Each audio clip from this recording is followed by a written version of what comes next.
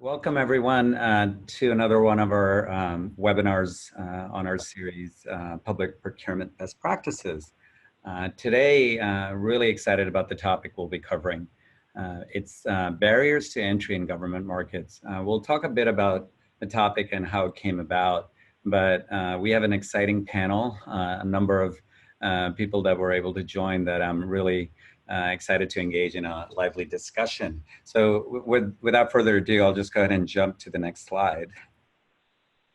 So today's topic, barriers to entry in government markets. The main focus areas today for our discussion will be one, we'll just start out by discussing some of the barriers for suppliers in government markets. And then really, so we don't just end up spending time on what's wrong, I'd really like us to jump to then the discussion on what are some of the exciting things going on in terms of solutions, right? We're seeing a lot of exciting things right now, whether they're already ongoing or what else is possible that we should be doing. And then also another important last part of this is the characteristics of successful suppliers. A lot of companies come to us and ask us about, what does it take to succeed in the government market? Why should we be here? How much effort is it going to require? So we'd love to engage our panel today in really understanding what they've seen. The audience, hopefully we see a lot of people that have signed up and joined. And we're excited to see a lot of government programs here. Sorry, it looks like I didn't update the last bullet point here, but it's really government to learn about what the barriers are, and then suppliers as well will be covering, again, what are some of the characteristics for suppliers? What are the things they can be doing? So startups as well as companies that are already in the market. So with that, let me just go ahead and jump to our panel. This panel is really, I think, top notch, and we tried to bring different perspectives to the table in terms of supplier perspectives, somebody who's also helping bring different kind of book parties together, as well as somebody from the White House. So without further ado, I'd like to go ahead and start introductions. Matt, would you like to start out? Yeah, sure, you bet. Hey everyone, my name is Matt Chacon, and I am the CEO of Docket Simulations. So we provide immersive virtual reality training and education platforms named Rumi. It's in use by over 7,000 institutions around the world, so like educational providers, enterprise companies, and government agencies. Great. Excited to hear how you're doing in the government market, Matt. Molly, welcome. Molly and I have been trying to coordinate a lot of different meetings, so it's great to have her on the webinar today. Molly, welcome. Thank you, Raj. So as you mentioned, I am Molly Kane, and I'm the founder of GovCity, which launched its first session in March during South by Southwest in Austin. And I like to call it the first ever 48-hour disruptive think tank. Half the room is federal, city, and state employees, and the other half of the room is a cross-industry group of innovators, and we kind of just let them fly and see what magic happens. Great, and I'm excited about the next ones that are coming up, Molly. Yeah. And then we have Tracy Walker from the White House, U.S. Digital Service. I just happened to see her in Boston and go to some of her sessions, so excited to hear more today. Tracy, welcome. Yep, so I'm the Director of Digital Service Procurement at the U.S. Digital Service, but prior to that, I worked at the White House doing the IT contracts and have been a long-time Fed in the acquisition space, so really understand the nuts and bolts of what it takes to get companies into the government space. And also from my work with USDS, we're working constantly to try to get and find companies that know how to do really good digital service and know how to understand and get technology in the hands of end users and getting them into working in this space. So actually breaking down the barriers of the government procurement process is one of the things that we've actually been working on as a mission for the last 5 years. We just had our 5th birthday for USDS. So I'm excited to chat about what we've learned and and hear from everybody what would be something that if we could do to help letting us know that maybe there's a way to do that. So Thank you for having me today. Great, thank you, and happy birthday to the digital service. I'm Raj Sharma, as I mentioned. I'm the CEO and founder of Public Spend Forum. So let me just go ahead and jump in here to just a couple of quick thank you slides, and then we'll jump into the discussion. So first of all, thank you to Ivalia, our sponsor. You may know Ivalia as the procurement empowerment platform. So it's a e-procurement solution that's really taking the world by storm, adopted across the private sector, but now also increasingly by government agencies, the federal government of Canada, New York City, Maryland, right in my backyard. So we would encourage you to check out Ivalia if you're looking at improving and streamlining your procurement process and really helping your stakeholders. And thank you to Ivalia again. And also, if you don't know, Public Spend Forum has also set up a product called Gunshop. Gunshop is a supplier research platform where governments all over the world, we started with the US focus, can search for suppliers online. So we've started with more of a focus around tech and professional services, but there's already about 750,000 companies plus another 750,000 tech companies coming on. So please check it out when you get a chance, gunshop.com. And I'll just go ahead and move to the agenda here then. So let's talk about why this topic today and start the discussion. I think many in the audience probably know this already, but in case you did not, governments around the world spend $10 trillion each year on purchasing. I didn't know this number until a few years ago. I started looking deeper into what's the global spending as I was traveling around the world. And I was blown away. We knew the US number roughly. So US spends 2 trillion of that. So there's 470 billion or give or take in the US federal market, but then 1.5 trillion in state, local. We know we have a lot of state and local government officials as well as suppliers on. So there's a lot of money there as well.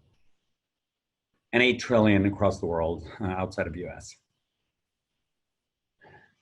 We're gonna talk about this today. So the purpose of the discussion is to talk about some of these barriers, but there are many barriers that prevent government from getting to the right suppliers and for suppliers to get in and work with government where they may have solutions.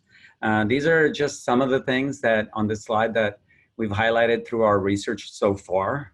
We've done some research and talked to a number of companies already, but from processes to regulations to just the culture of communication to how some of the requirements come out and the speed of the overall process. So I don't want to spend too much time discussing these because that's the purpose of the discussion, but these are some of the ways that we bucketed some of the issues.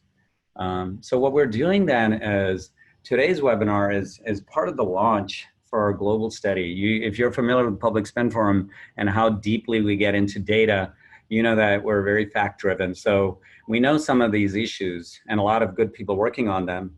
But we also wanted to build a really deep fact base and a global fact base around this topic so we can drive more action across the world. So we're launching this study. We're working with others like World Bank, OECD, others that across, not just in the US, but across the world to launch this study. Our goal, our simple goals are, one, to develop a fact base, as I mentioned. So, we have a lot of anecdotal evidence and a lot of it, but we also want to start to build a factual base. And then also not just identify the issues, but identify solutions. So we've already started doing secondary research. We're also launching a global survey, so look out for that. We will be launching that survey next month via a blockchain app that you can download. So we'll be launching that with a number of partners. And then we'll have a number of events and focus groups, et cetera, coming up on this topic. You can email me directly because this is so near and dear to my heart that I'm personally spearheading this project. All right, so let me just go back to the panel here. I wanted to start off, now that I'm not sure if the panel agrees with some of the stuff I put up, but I wanted to start off with a very simple question to all of our panelists. In less than 30 seconds, I'd be curious to understand, what do you think is the single biggest hurdle that startups and emerging tech companies face in the government market? I'm not sure who wants to start off here. Maybe we can start with Matt, just based on this slide, but this is going to be an open and lively discussion, so please cut each other off as we go. So Matt, you want to start off? Sure, yeah. Hopefully this will be like Meet the Press. It'll be that exciting. Yes, you bet. So I can honestly say that startup, our biggest challenge is navigating the sales cycle. As a small tech startup, we're used to moving fast and being nimble, and just being prepared for the long sales cycles that are prevalent in the public sector. But also, one of the reasons for that is, as a smaller company, there's just an inherent lack of trust. I mean, no one knows who you are. So, biggest challenge for us. Wow. Okay. So that's great to hear. And I hadn't heard those specific words, but that's great you pointed that out. Molly? Yeah, so I didn't mention it in my intro, but I spent 2 years at Homeland Security heading up their venture technology relationships. And in short, that means I watched translation fall through the cracks constantly. I think one of the largest problems is startups are not using the same language. And I cannot stand the sentence that the government is open for business, because they've hidden the open sign and they're in a speakeasy. It's like in the middle of nowhere. So startups would love to do business with the government. They just don't understand, especially if they're outside the beltway. So I think there's a lot of misunderstanding from a government perspective on the value of what kind of customer they are. And then there's a huge misunderstanding thinking startups know how to find them. Mm-hmm. That's great. So I agree. Go ahead. Yeah, I totally agree with that. Sorry. I want to that really resonates with me personally as a CEO of a small tech company doing business in the public sector. Part of that, like Reagan said, trust but verify, that's important. And we definitely run into that. But speaking the same language is absolutely key. It's like, if I go to Tokyo and I just try to get from the airport to my hotel, I can't do that. It's pretty hard to do that if I don't speak the language. Yeah. So very, very, I'm glad you brought that up, actually, because that's a super important topic that a lot of startups just don't understand. And I don't want to steal too much airtime on that topic, because we could talk all day on that, but there was the added heartburn. I used to run a startup accelerator, and if they ever got a call from anyone in the federal government, they would go through their couch cushions to put pennies together and fly to DC. And federal employees don't often understand the value of a meeting that they're giving, even if they're just there to listen to it. The startups then hinge their entire future on that conversation. Not on purpose, but that it's just a misunderstanding of the value. That's great. I want to bring Tracy into this conversation. We'll go back to some of these points in a second. But Tracy, what are you seeing from your vantage point? Well, I am going to echo the communication piece as well. The fact that we don't talk in plain language when we're describing what we're looking for is a huge problem. But we're also usually only talking in already understood government channels. So people that don't understand how to find the information, it's usually very limited, because we don't use a lot of the tools of communication that the rest of the world uses. So that's a challenge that we definitely have. So, trying to fix that internally is making things more understandable. But also there's the idea and misunderstanding of I know you put it up there on the slide, but what does incumbency look like, and what does actually being able to bid for something when you think that it's being stacked for somebody already? And there's a lot of misunderstanding around what that looks like, especially related to procurement timelines, that I think comes from just not knowing that sometimes the government process pushes back target dates so close that they only give a very small time for being able to get a solicitation on the street. And I know to industry, a lot of times that looks like, well, that's rigged for somebody else, so why would I even try? So we want to try to, shed some light on that.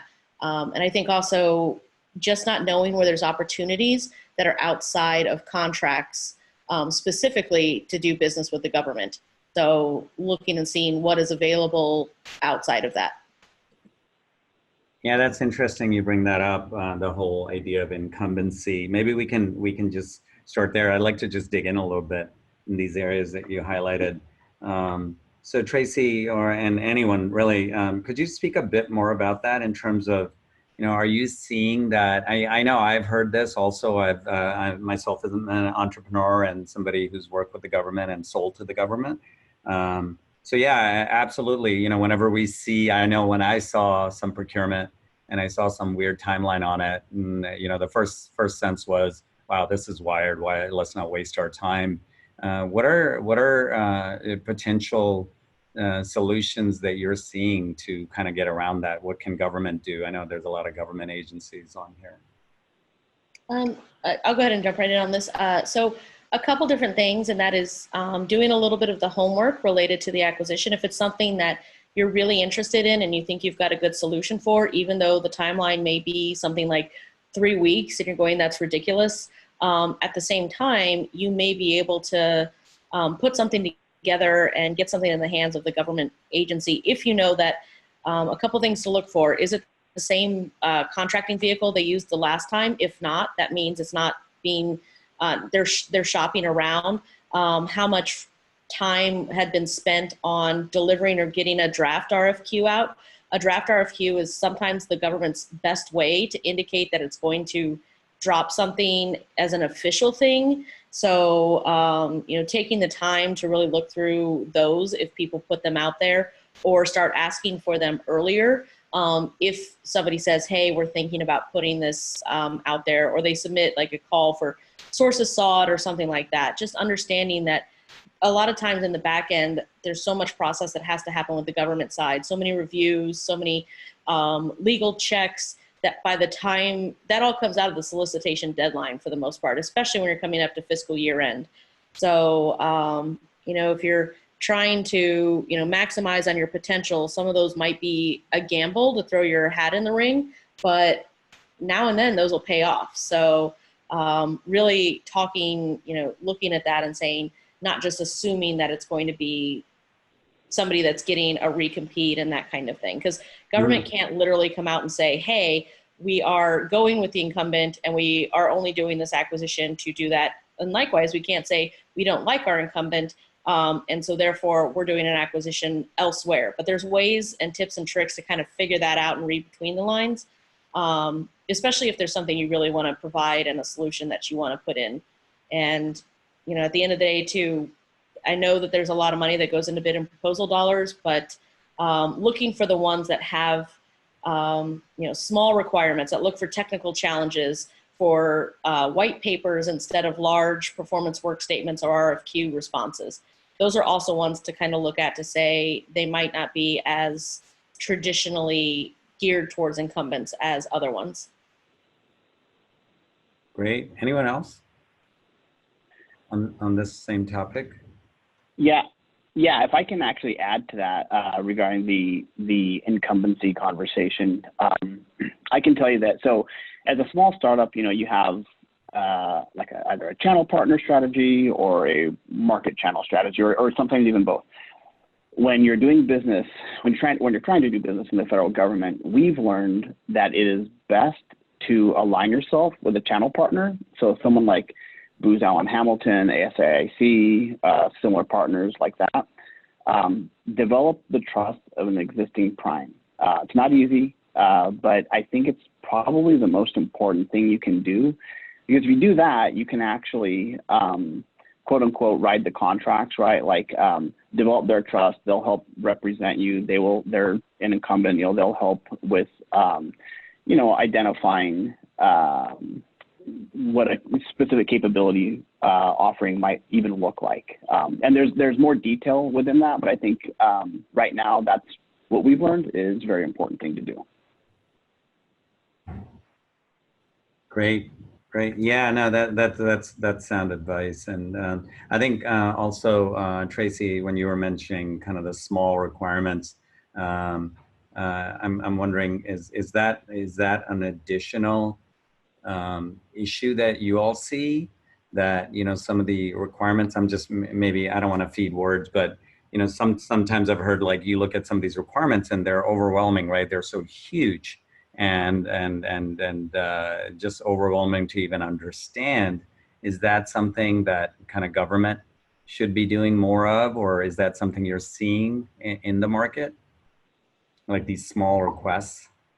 We from U.S. Digital Service have it as one of our strategies to address and do more modular contracting. We look at how much money should be actually spent on trying something new and developing something new and potentially innovative to figure out if it works within an environment before scaling it to a very large contract. That's not the typical MO of most government contracts, where it's like, let's put a base plus 4 years together and just let's see what happens. But you're seeing a little bit of a trend, especially maybe in smaller agencies, but also with some of the large ones, of actually adopting and doing more modular contracting with the idea that you're going to be in the $7 to $10 million range for an initial award, as opposed to something that's saying, okay, we're going to do $60 million over the life of this whole contract. Well, that kind of is a barrier to entry right there, in the fact that you can only get a certain kind of company to be able to prime that. And we're looking for opportunities where we don't need to necessarily have to go through a prime that is a larger company, that we can start working with the more smaller, nimble companies as well. Hopefully with less of the need to necessarily go through other contracting vehicles, such as GSA schedules or another GWAC, which is a competition in itself, but really trying to do some open market contracts, getting it out there to companies to allow them the opportunity that is kind of not traditionally what government necessarily does, but because we're trying to find companies who know how to deliver well and to provide these kinds of services and software solutions, we have to really change our mindset in that. And I'm going to pipe in and celebrate Tracy for everything she just said. One of the biggest issues that I experienced as I straddled on the line of helping startups understand the government space, because I hail from that world, and then being on the government side and being frustrated that I can't bring in a great company because there's all these procurement barriers. One of the greatest successes that we could get is just introducing them to a fantastic technology that has never done business with the government before. Hands down, that's great. But if they're underneath a prime that isn't comfortable with the technology that they're offering, they're under the control of the prime. And I have seen it with my own eyes that they can't perform to the best of their abilities because they then fall under the prime's culture. And that, I'm not saying that's super rampant because I don't know, but it takes the air out of the tires, and you're getting a really cool tech company who is doing nothing. So that's been really frustrating. Yeah, I can say that for us, one of the, I echo both of those sentiments. That they're both, Tracy and Molly both bring up very valid points. And us, as we're looking to expand our capability offering throughout the U.S. federal government, we're looking to do this in civilian, military, and the contracting world. Deploy Rumi throughout, each of those market verticals. The one thing we've noticed is that both of those are very true, but we have to always be cognizant of whether or not an agency is even going to be likely to be welcoming to hear from a startup, or are they just more comfortable handing off to a systems integrator? We have to kind of work to figure that out. So having the trust, having a good advisory board of people who have, been in the space, like Molly and Tracy, you, Raj, people that are just comfortable in the space and kind of know how to navigate that world is very important for smaller companies like mine. Very much. It's a tech acumen situation, and the executives who are ultimately buying it or asking for that tech, they don't have to become experts in it, nor should they, but they should be aware of what they're getting, and not just so they can stand on stage and talk about how they got AI. Yeah, no, absolutely. Yeah. Yeah. By the way, I think on this whole points here, like especially around the prime, kind of whether it's the right fit, both Matt, what you were saying, whether the agency is the right fit, culturally, as well as the primes, right? I think those are really great points that you're kind of coaching people on, because not every relationship, as we all know, is going to be a good one. And so I think that's great advice. Let me go back to just a couple more things, and we're already talking about solutions, but we'll switch totally into that. But I think you mentioned communication up front, but all of you to some degree. Could you talk a little bit more about that in terms of, startups are not hearing the same language, or they have to kind of translate a lot of this? I think Molly, you mentioned that. Could you talk a little bit more about that, what that is like, and what can be done there? Yeah, so Matt mentioned trust, and I'll add the word respect, but also perspective. There is not a lot of effort expended on either side, so startups or govies is the term I use. There's not a lot of awareness of what that other side is experiencing, and I didn't understand that until I was truly inside. When you tell a startup that you're going to follow up, they will call you 48 hours later, and a Fed does not have an update at that point. And so then they'll call 72 hours later, and then 2 weeks from then, and then another 2 weeks. And it becomes really disheartening for both sides. I've called a tech company probably 13 months after our first conversation and told them that, this is happening now. And they had already mentally moved on. And that happens probably way more than any of us can realize. It's an expectation perspective, but and then on the federal side, again, that, inviting someone to come in and talk to your team, it's a cool way to get away from your desk. But if you're not going to buy it, if you don't have a need, if you truly aren't conducting market research, it's really disrespectful to bring a company in just to show your team cool stuff.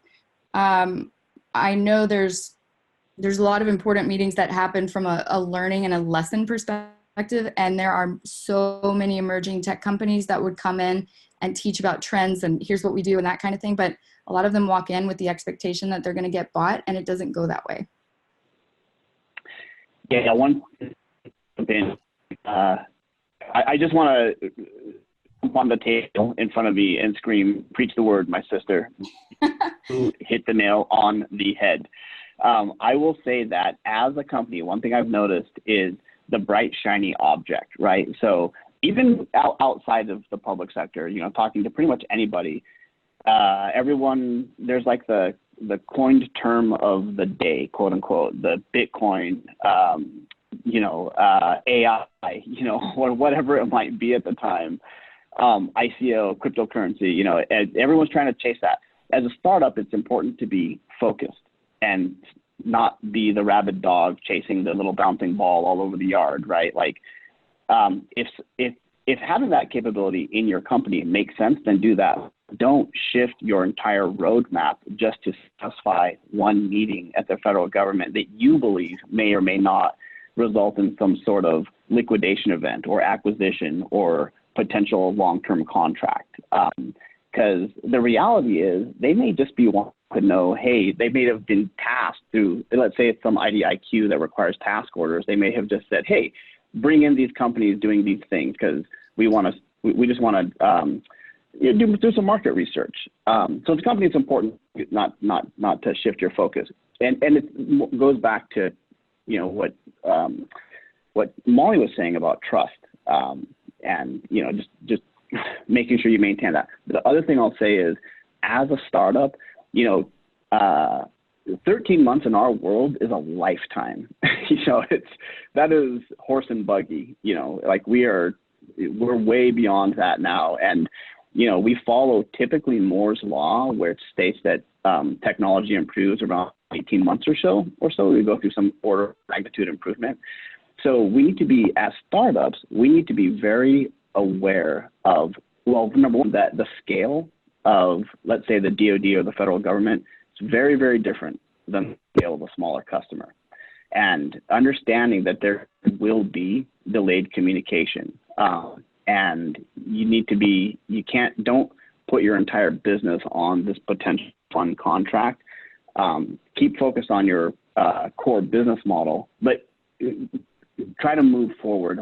You know, if this is the right thing for your company to do, you know, develop the relationships and move forward. Just understand that there's going to be delayed communication. Yep. And also understand that for a lot of people, it's about primacy and recency. You know, people will remember kind of the last thing that they said to you. So I like to call it gentle pestering. If you don't get angry at a federal employee for not getting the update you want, and some startups, especially the ones that have never engaged before, will get angry. And that is the number one. I mean, obviously, I'm preaching to everyone on here that already knows this. No one wants to do business with someone who just shamed them for not being able to do the thing they can't even do. So it is like the trust element is there, but there just needs to be an inherent, like, everyone on the phone call is a good person and wants to serve the mission. So let's figure it out that way.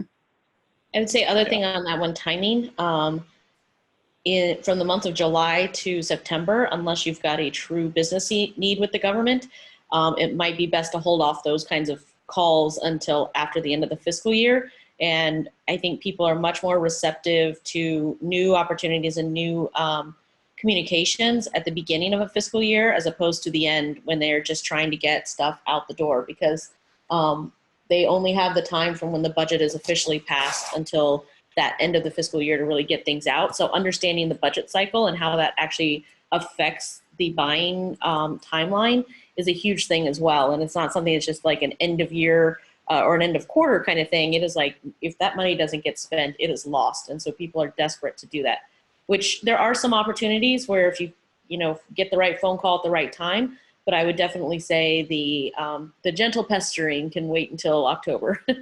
Well, and Tracy, it's interesting to have you on the call because I think this might be an interesting conversation, but a lot of startups and venture capital folks call that Christmas in September. And I totally know that there is the business opportunity there, especially if someone's just out there looking for something. I'm just saying in traditional mindset, if you're not getting a response in that quarter, don't take it personally. That makes sense. And probably especially from a procurement perspective, because you are dealing with the ones that are already down the requirements line and things like that, right?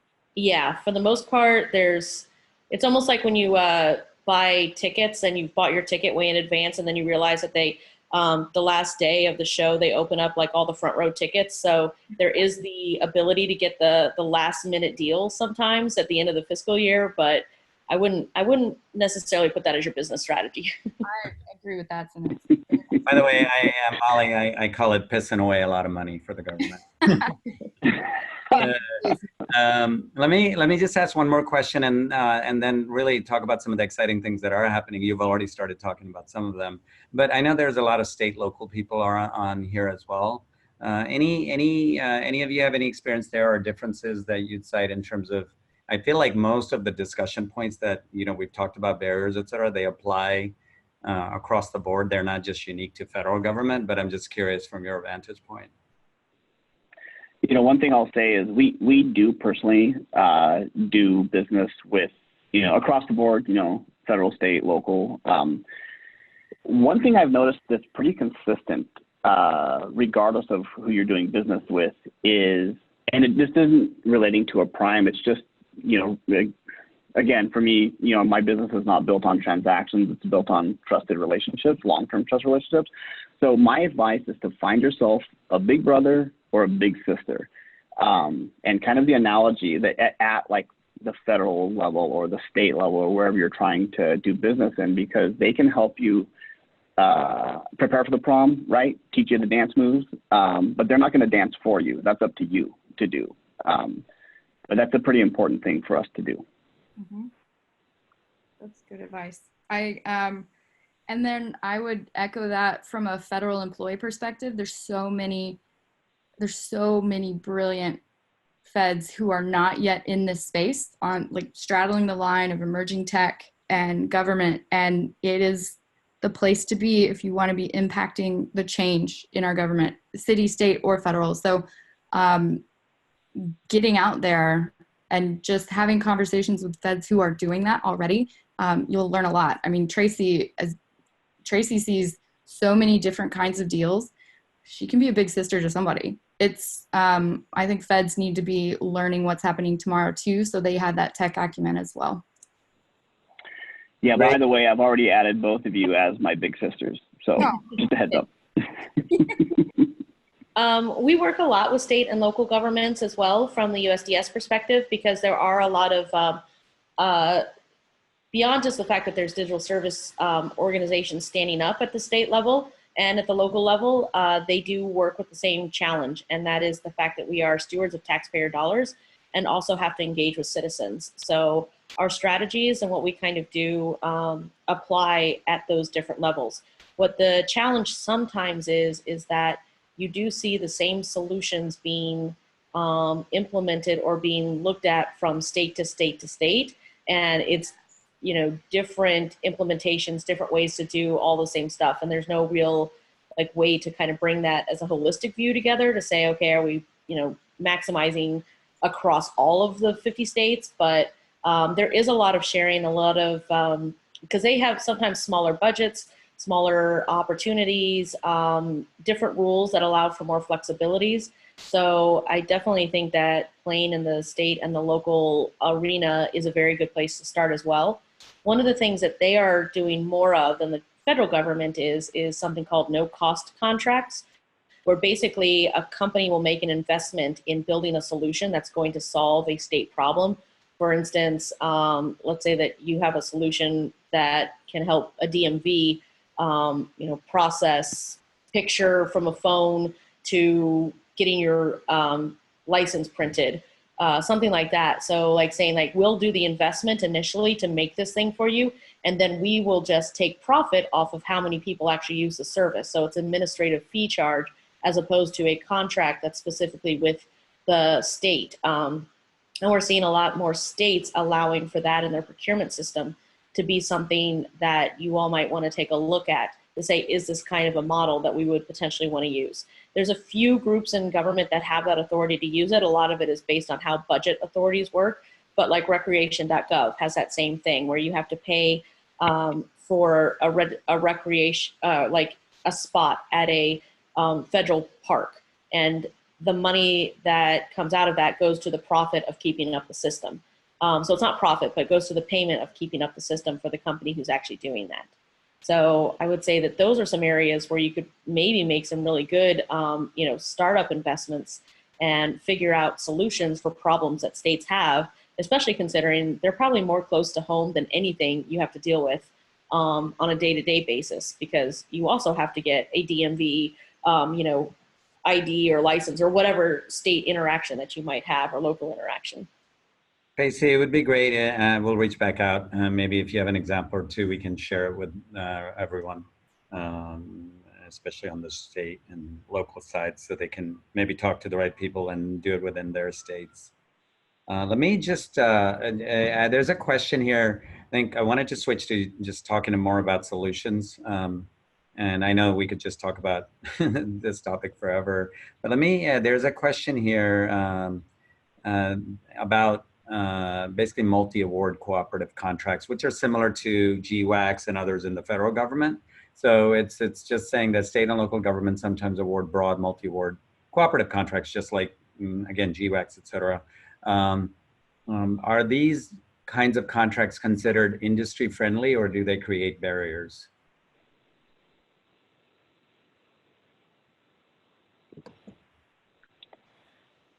I can tell you, I can't answer whether or not they're industry friendly, but I can tell you from my perspective as CEO of a small software startup, that for me, they're friendly. The reason they're friendly to us is because it gives us the opportunity to develop a really trusting relationship with like a prime, like a Booz Allen Hamilton, for example, and then get into areas where we may not be able to get into otherwise. I think it was Molly mentioned earlier about, working at an accelerator where someone from the federal government would call up, and it excites the people who have that capability offering at maybe a small 2 or 3 person company, and all of their hopes are laid on this potential contract. Probably not going to result in anything, at least in the short term, but having the ability to piggyback on some underlying contract it's very good for companies like mine. And for nothing else, it actually helps us build a trusted relationship with a prime. And maybe that didn't work out in the short term, but something in the future will. Yeah. I would say that the devil's in the details sometimes with those. So one of the stories that we heard was 18F, who works out of GSA, kind of have similar business practices and working operational practices as we do at USDS, but we are separate organizations. They helped California with a one of those multiple award agreements as well.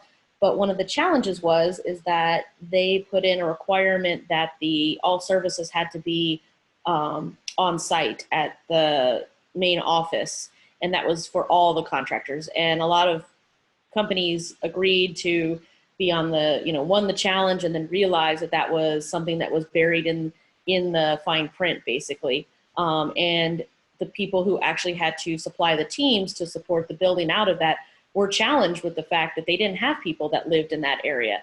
I think it was like Monterey, California or something. So that was a big deal that they had to deal with as a consequence afterwards. So one of those things is making sure that you really understand what does it take to be on one of those things, and the ability for your company to be able to actually do the service on a continuous and extended basis. Because it sounds great to have one of them, but if all of a sudden you have to stand up 3 teams on 3 different projects because you've won that work and nobody lives in that area, what do you do? So kind of the logistics and knowing how you'd actually be able to work and staff and perform the actual duties on that, because once you're on a contract, the government, wherever you're at, expects the delivery. So I think just making sure you kind of understand what you're signing up for if you do that. And if I could just add one thing, I've seen this more from a supplier standpoint as well, and also advise government agencies on this, is that, if you are setting up a contract vehicle, especially, you have to take into account how fast an industry may be changing, for instance, right? If it's changing quickly, lots of companies coming in, lots of new technologies, and you put a 10-year, I'm not kidding, I just heard this the other day, a 10-year contract, and we don't have any on-ramp later on. The question I asked was, how do you expect to adapt to any new changes that are happening outside? And how will your customers actually get the right capabilities, right? So that's, I think, one of the things that I would advise. I think a lot of agencies have set up these large contracts because they want to keep doing the work, because it is, contracting is so cumbersome, right? But it's at the expense sometimes of being able to access then solutions in the market that are really viable and coming on. Not sure if you agree with that, but that's we've seen that in a number of contracts that are set up that way. I would think that's why a lot of people are exploring the OTAs and the SIBRs and things like that, because that can be tiered investing, and right, they don't bite down on an enormous contract until they're much further into the funnel. Yeah, Molly, maybe this is a good transition point. I know we've already talked about a number of solutions, but let me just ask you, all of you, so what are those things? You just mentioned OTAs and SIBRs. Could we just maybe talk for the next 10 minutes about, the kinds of things you're seeing that are solutions outside of the ones you've already mentioned that are exciting, and you think that should be scaled more across the government, across federal, state, local? Well, I think before they're scaled, I think we need to see what the outcome is over all of these awesome purchases that are happening. It's a multi-layer problem. So what's occurring right now is, unfortunately, no offense to what Tracy does for work, but it is a hack around procurement process in a lot of ways. And it is because it causes so much problems from an emerging tech perspective, but also an earlier and a smaller stage company that doesn't have all the bro club that other folks have. So now there's mass purchasing happening in a lot of good ways. I know Air Force, somebody told me the other day, they've changed the procurement process or the buying process from 7 months to 7 minutes. and they will run a credit card at their pitch days. It's kind of unreal how they've accomplished that. But at the same time, now they're going to have a ton of technology. So that next stage is what are they going to do with it? They also didn't buy $100 million contracts with these credit cards. It's smaller. It's easier to take some risks, and it's in my opinion, I hope it is transitioning some of the traditional rules, because if everyone starts trying to hack the process, then let's just fix the process. Yep. Easier said than done. Yeah, totally. I am the chief hacker, FYI, by the way, so no offense to me. Okay. Yeah, I totally agree with that. It's an important point, actually, that Molly brought up. The Air Force is a customer of ours, and we've absolutely noticed two things. Well, actually, three things as a small startup. Absolutely. I think the landscape is definitely changing, or maybe it has already changed. And again, we're relatively new to selling into the public space, but we've noticed that procurements are typically happening a lot quicker than I think a lot of people think they would. The Air Force is a shining example of ours in that respect. And also, we've noticed that understand your target market, right? Like who is your specific end customer? Your end customer is not in our world anyway, it's not the federal government. It's the human being that's using your software at the federal government, right? It's a human being who might be using your software or your whatever capability offering to accomplish their mission, their specific mission objectives. That's your customer. So, for example, we noticed that the special forces are just more likely to work directly with a startup on certain initiatives rather than a prime, simply due to time to market and innovation. Flexibility to pivot if necessary in such a quick way. It's not an 18-month, 200-person bodies and seats problem. Absolutely. Yeah, it's maybe an 8-day, sometimes it's an 18-minute pivot, right? It's very, very quick, right? So here's another solution that I want to, or two more that I just want to kind of throw out there that are great strategies. One is becoming aware and just tracking things on Challengegov. This is the government's prize challenge portal, and a lot of times where you want to start with a relationship with the government is actually winning a challenge. And it does not require registration with the government. Payment comes through EFT directly to an individual, to a corporation, to a university. And it allows basically for winners to offer solutions and then get paid for that solution if they win. I've used it before. It's fantastic. It really does go to the communication side of things, where it's a lot easier to understand what those are. And there's a wide variety of different kind of challenges that get put out there. So if you don't know what that is, I'd take a look at that. The other thing that is coming out as a trend, and one of the things that I'm pleased to have been a little bit of a part of since I've been at USDS, was when we started tackling this barrier entry thing, we looked at what was the micro purchase threshold of the government at the time. And when we were talking through this, it had just been raised to $3,500. And so we said that there's going to be so many things with relationship to trying out a new license, trying out a new software tool, trying something out in your environment without having to go for the full purchase, that could be done with a little bit more leeway on what the micro purchase threshold looks like. So it has now been raised in the government to $10,000.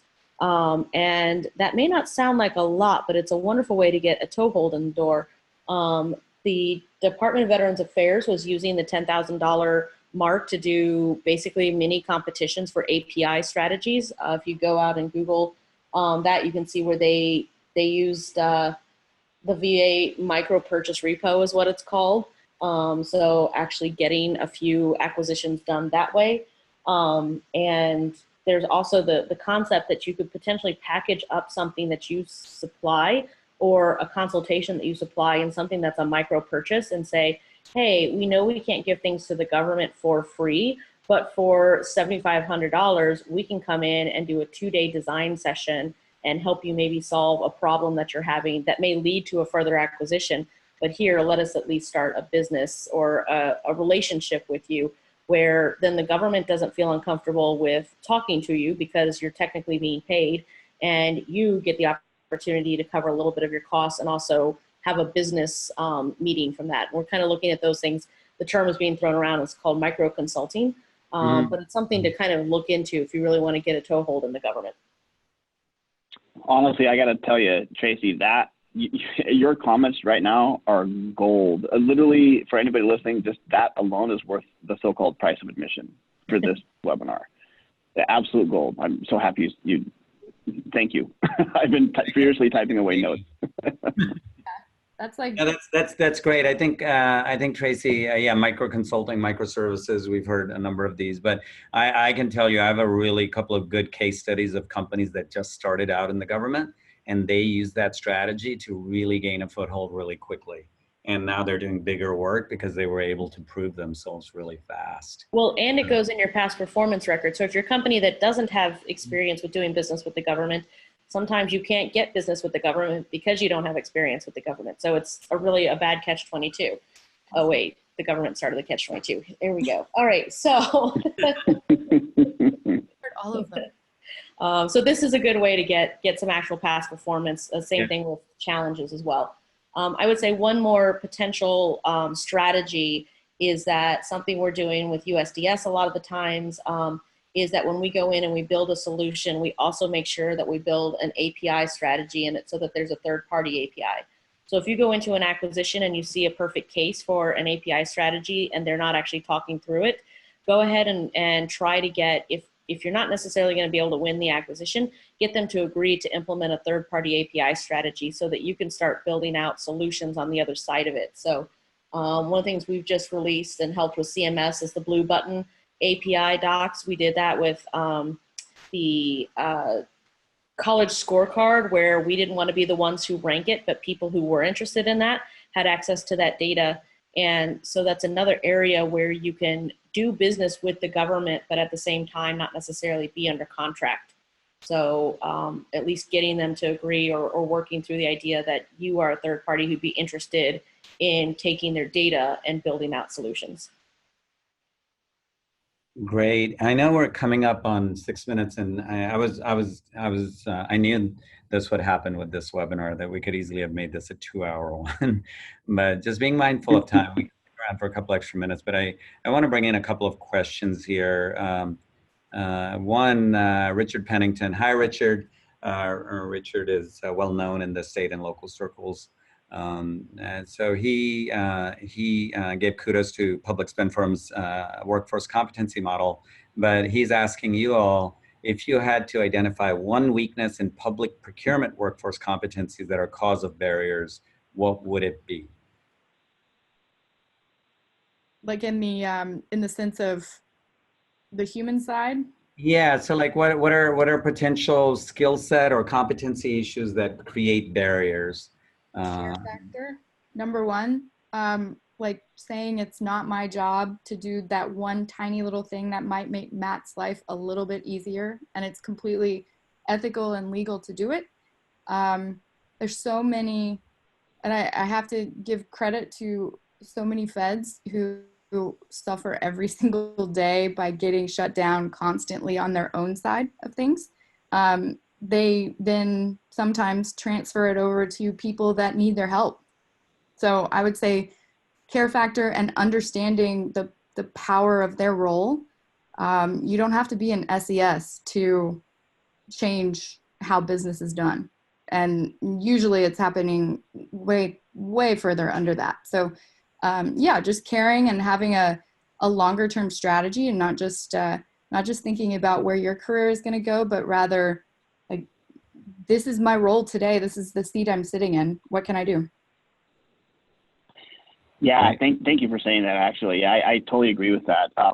For us, we've seen exactly that, right? We've kind of heard the "not my job," and really, I think what it comes down to for us is complications in teaming people up. maybe they may not know, or they may not understand the space that well, or it's brand new and they're still trying to figure it out. So I think that's definitely something we've noticed as well. I'll just leave it at that. Yeah. Well, and it's a matter of not being empowered necessarily to make that many decisions. So I understand when you're beat down and so many times, and it might seem like wasted time spent to think of different strategies, but having a completely unique view on a really common problem and that's where that innovation and disruption conversation is happening right now. That's why we invented GovCity in the first place, is to teach feds how to think differently. Yeah, and I would say again, amen, sister, like that, absolutely.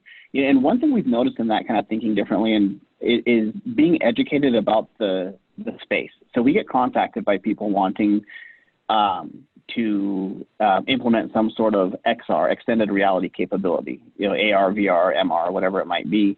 But they're just not educated on this particular space. So we spend our time educating them on what they're trying to talk to us about. No, and that's a great point. And it's same as you had mentioned earlier, suppliers need to really understand, which customers you're approaching. I'm afraid we're coming up on 2 minutes here. Let me just ask you all if any advice points or takeaways here from this discussion, any last words you'd like to offer?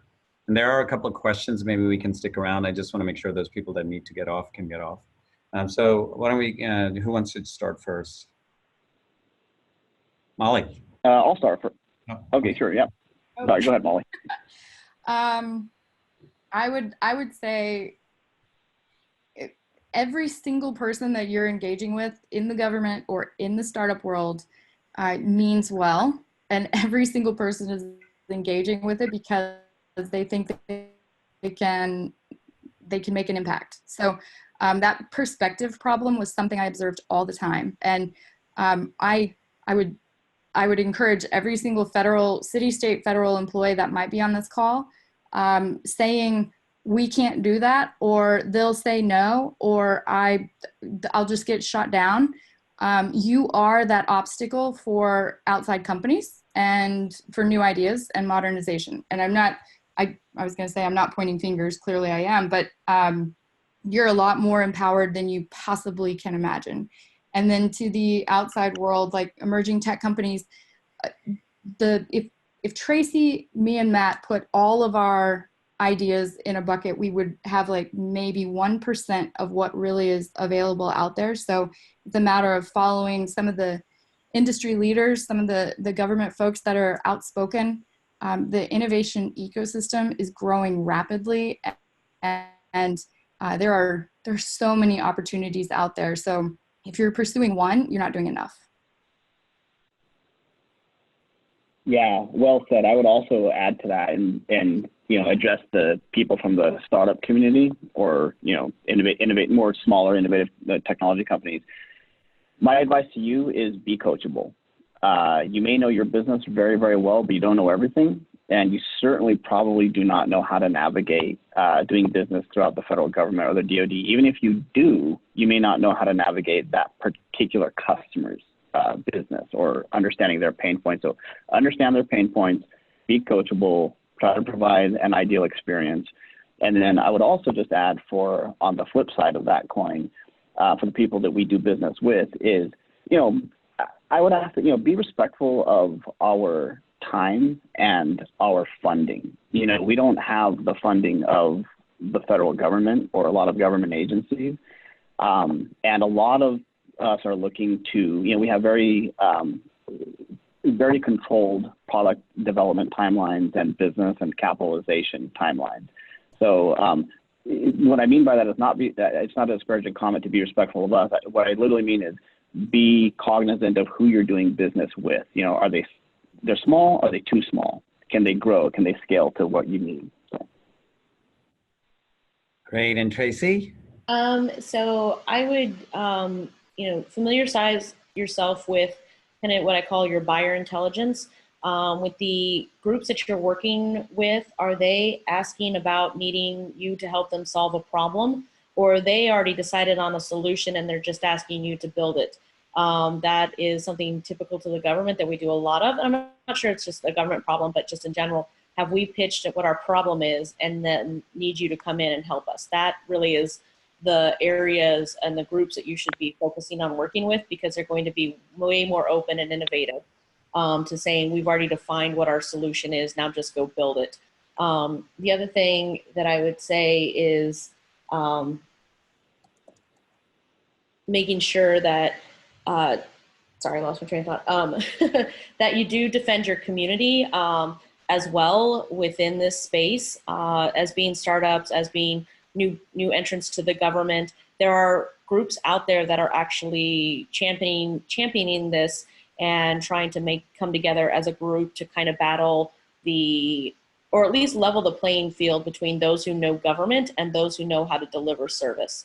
And then also bringing back to what we've heard a couple different times is consistently drive the focus back on the end user, the citizen, who is going to be using this and what is their experience going to be in talking with a company like yours, especially if you're trying to get into the space, and removing it from all of the process and controls and bureaucracy, and really saying, here's how we can improve or save someone's life through this. And that really kind of brings it back home, and hopefully we'll get people to kind of step out of the, raise their head above everything and just go, oh yeah, this is what we do it for. And it's something we constantly are trying to drum home, but you just get, caught in the wheels of bureaucracy, and it's hard to kind of get your head up and say, oh yeah, that's why we do this. So helping remind and bring that point back home is also a really big thing. But actually meaning it too, caring about who it is that you're potentially supporting, not just saying that you do. Great. I think one of you, I think Molly said, you all may preach 1% of what needs to be learned, but I would just suggest to everyone, just based on this 1 hour of conversation, there were some really great nuggets of advice in here. We'll summarize them in the post follow-up and we'll post it. But I want to just thank all of you for just starting this discussion. This will be an ongoing piece of work for us. So I hope maybe we can have all of you back for more in-depth conversation. So thank you so much. Thank you, Raj. Appreciate it. Thank you. I just want to also let everyone know that if you're interested in working with us, in helping in any way on this barriers to entry work, just let us know. Yanisa posted on the chat, I think, a link. You can just let us know that you want to help out in some way. As you know, a lot of the work we do, just like much of the things we're talking about, it's all about open community and working together. So we're only going to do this well if we work with everyone. So please do let us know. And we'd love to kind of dive deeper and help everyone through this process. So thank you again. And we'll conclude the official part. There are a couple of questions if somebody wants to stick around. But I'll just let the rest of the people know that I think we're officially done. Thank you. So there are a couple of questions here. I don't know if, there's one, somebody posted, do you worry about organizational conflicts of interest when micro-consulting? No. Competition and Contracting Act requires that you don't necessarily that you cannot write your own requirements for something that you bid on. One of the things that we stress and that we talk about in the way that we do things is that we're not, what a system requirement or a solution might be is not the same thing as a contractual requirement. And what Zika is really looking at is the contractual requirements that you can't basically write your own contract. Conflict of interest doesn't necessarily play into the idea that you've come up with a good design and then another company and you might be included in the next phase that might actually build that. Because at that point, anybody could still come in and take a look at that design and implement it in a way that isn't specific to the actual first piece of that or to that strategy or solution that you get under the micro consulting. So realizing that you're not actually building the contractual requirements is the thing that keeps you out of OCI.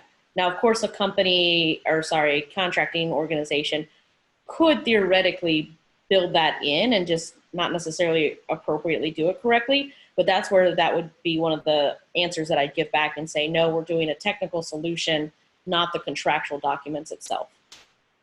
This is going to be a kind of a polarizing statement, which I'm not known for. So I think that question alone is indicative of the culture that we want to fix, because that is the first time most people on that line have probably heard about micro consulting. Honestly, it's the first time I heard about it. So to make the first question about that, how is this going to go wrong? That's 100% the government problem right now. So I would say, hey, let's try it a few times. If it is like the worst organizational conflict and we make 1 billion people rich the wrong way, we got a problem. But to be scared of something going wrong that's brand new is the completely wrong way to look at it.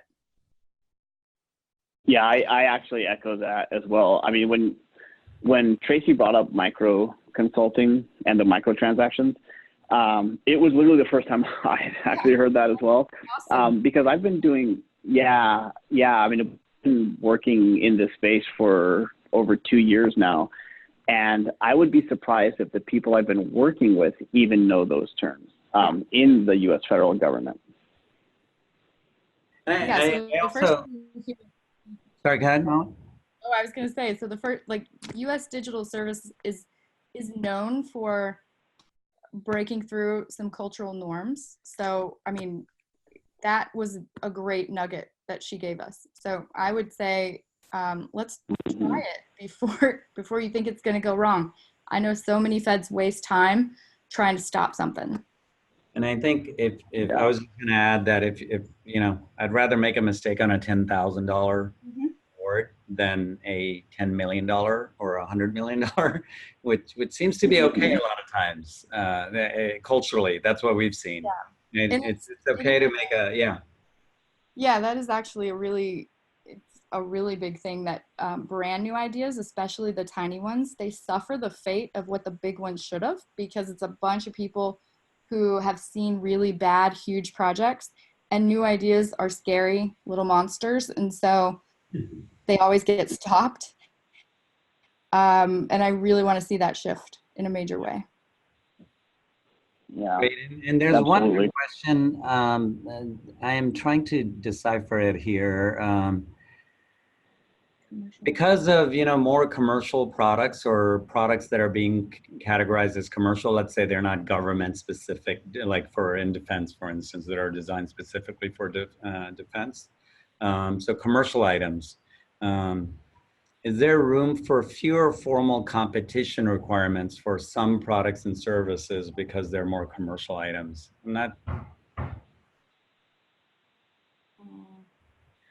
By the way, my guess would be there's actually more competition, because if they're commercial and they're more commoditized, I would guess that there's more room. Are they talking about it from a dual use kind of perspective? Yeah, I'm not completely understanding here. So I can take a quick stab at that, because there's actually I'm glad that you guys brought that question up, because if you go onto the Tech Bar Hub, where I've put that link out under the policy piece there, at the end of last administration, we worked with OFPP to actually put out a policy memo that's around trying to bring in more software companies. And the idea underneath that was that services like agile software development, user-centered design, and the like are actually commercial item services. And so therefore, if you're using them to buy things, even if it's a government proprietary solution or problem, it's not a government proprietary process that's being used. And so it can be done as a commercial item, which means, and this is great for small businesses that want to get into this, is that you cannot actually do a cost type contract under a commercial item contract, which is really good, because those large cost type contracts require cost accounting systems, which are very expensive and not what the commercial industry uses. So there's a policy in there that you guys can take a look at. You can show to agencies that are trying to go that route. And it's not a requirement, but it is something that points to the fact that these are services, and the things that we buy, a lot of times the solutions are not necessarily just government only. Yeah. Great. And that can be for AI, that can be for other things where, you know, emerging technology, where government is a consumer of this technology, not the inventor of.